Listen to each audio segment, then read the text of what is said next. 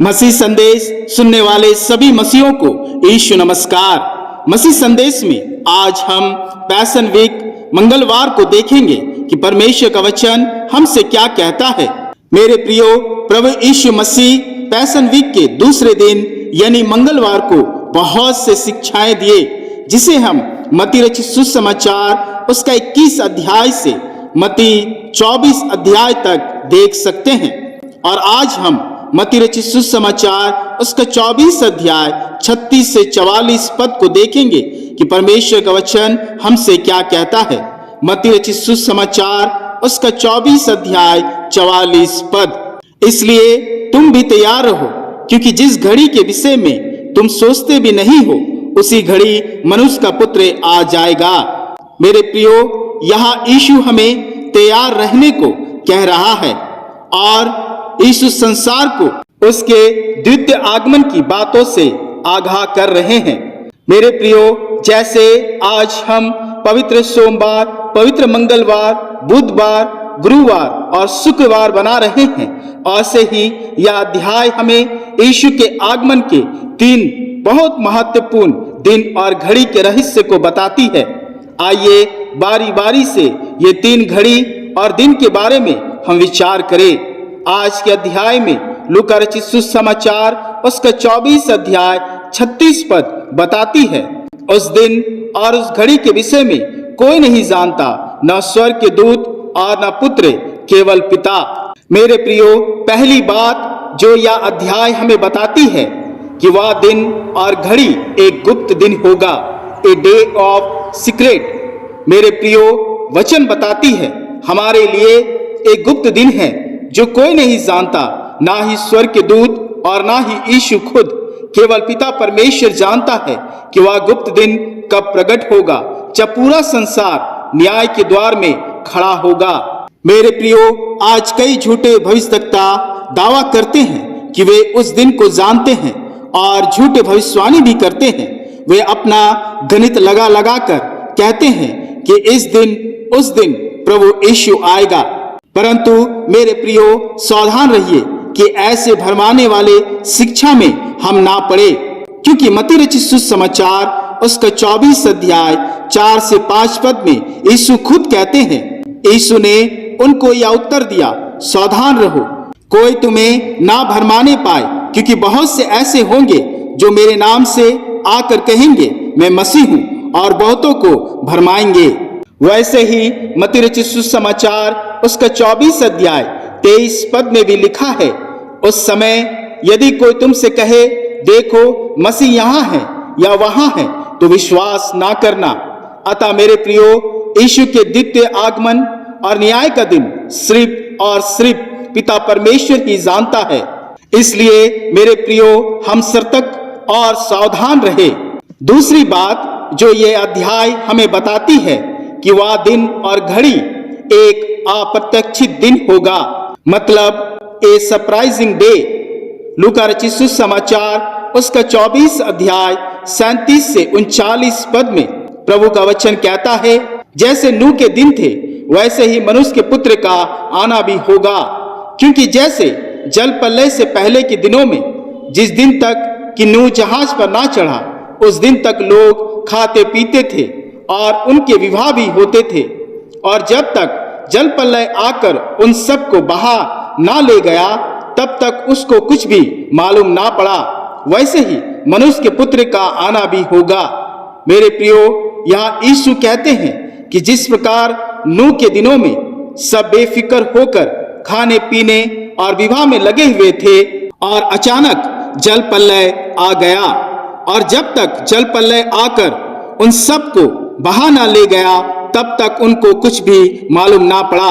वैसे ही मेरे प्रियो, यीशु का आना होगा, एक अप्रत्याशित दिन, मतलब अचानक हम पर वह दिन आ पड़ेगा। मेरे प्रियो, ये उन दुष्ट लोगों के लिए होगा जो यीशु को और उसकी शिक्षाओं को तुच्छ जाना। जैसे वचन मत्ती रचित सुसमाचार उसका 24 अध्याय 48 से 51 पद में लिखा है, परंतु यदि वह दुष्ट दास सोचने लगे कि मेरे स्वामी के आने में देर है, और अपने साथी दासों को पीटने लगे और पियक्कड़ों के संग साथ खाए पिए, तो उस दास का स्वामी ऐसे दिन आएगा जब वह उसकी बाट ना जोता हो, और ऐसी घड़ी जिसे वह ना जानता हो, तब वह उसे भारी ताड़ना देगा और उसका भाग कपटियों के संग ठहराएगा। वहां रोना और दांत पीसना होगा। मेरे प्रियो, ऐसे मसीह लोग जो अपने आप को मसीह तो कहते हैं, परंतु उनका आचरण मसीह के समान नहीं, जिनका हृदय पाप और बुराइयों से भरे होंगे, जैसे बाइबल भी कहती है, प्रकाशित वाक्य 21 अध्याय और उसका 8 पद। परंतु डरपोकों और अविश्वासियों और घिनौने और हत्यारों और व्यभिचारियों और टोनों और मूर्ति पूजकों और सब झूठों का भाग उस झील में मिलेगा जो आग और गंधरस से जलती रहती है, या दूसरी मृत्यु है। ऐसे लोगों पर मसीह का आगमन अचानक रूप से पड़ेगा, या एक सरप्राइजिंग डे होगा दुष्ट लोगों के लिए। तीसरी बात जो यह अध्याय हमें बताती है कि वह दिन और घड़ी एक पृथक का दिन होगा, ए सेपरेटिंग डे। लूका रचित सुसमाचार उसका 24 अध्याय 40-41 पद। उस समय 2 जन खेत में होंगे, एक ले लिया जाएगा और दूसरा छोड़ दिया जाएगा। 2 स्त्रियां चक्की पीसती रहेगी, एक ले ली जाएगी और दूसरी छोड़ दी जाएगी। मेरे प्रियो, यीशु यहाँ कहते हैं कि जब पृथ्वी पर वह न्याय के लिए आएगा, तब वह अपने चुने हुए लोगों को बुरे लोगों से अलग करेगा। जैसे मत्ती रचित सुसमाचार उसका 24 अध्याय 31 पद में लिखा है, वह तुरही के बड़े शब्द के साथ अपने दूतों को भेजेगा और वे आकाश के इस छोर से उस छोर तक चारों दिशाओं से उसके चुने हुए को इकट्ठा करेगा।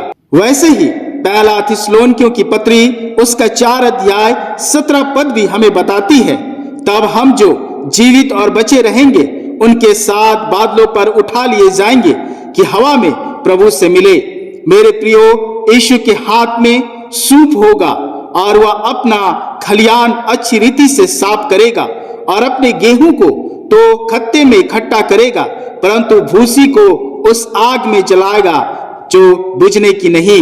अतः मेरे प्रियो, हम जो सोचते हैं कि हमने बपतिस्मा पाया है, एक मसीह जन्मे परिवार का हिस्सा है, हमने भविष्यवाणी की है और उसके नाम से दुष्ट आत्माओं को निकाला है, ऐसे अधर्मी लोगों के बारे में बाइबल कहती है, मत्ती रचित सुसमाचार उसका 7 अध्याय 21 से 23 पद, जो मुझसे हे प्रभु कहता है, उनमें से हर एक स्वर्ग के राज्य में प्रवेश ना करेगा, परंतु वही जो मेरे स्वर्ग पिता की इच्छा पर चलता है।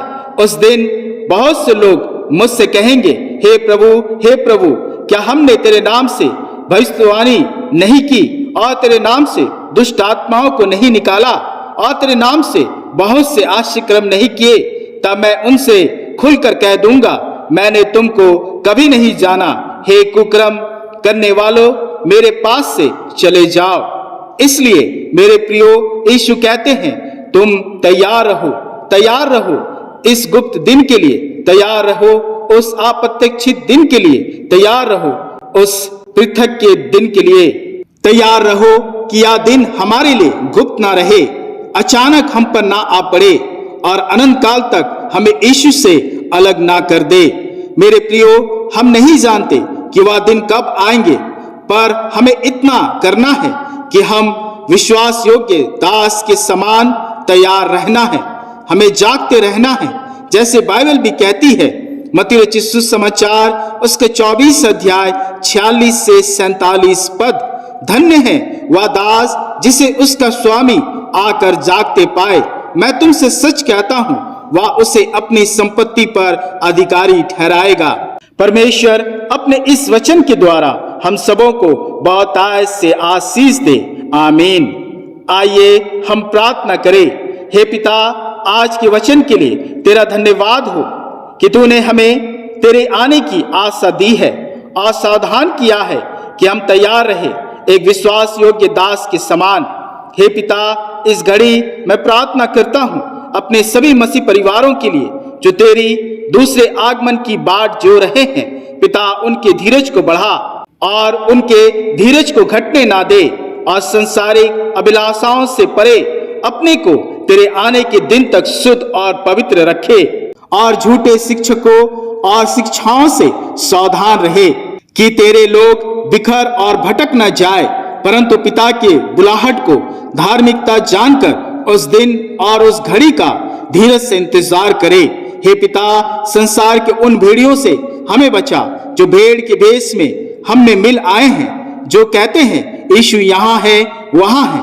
पिता, हम तेरे वचन पर विश्वास करें जो यीशु ने कहा है, ताकि अंत तक विश्वास योग्य बन सके। हे पिता, हम पर दया कर और इस प्रार्थना को तेरे प्रिय पुत्र यीशु मसीह के नाम से ग्रहण कर। आमीन आमीन।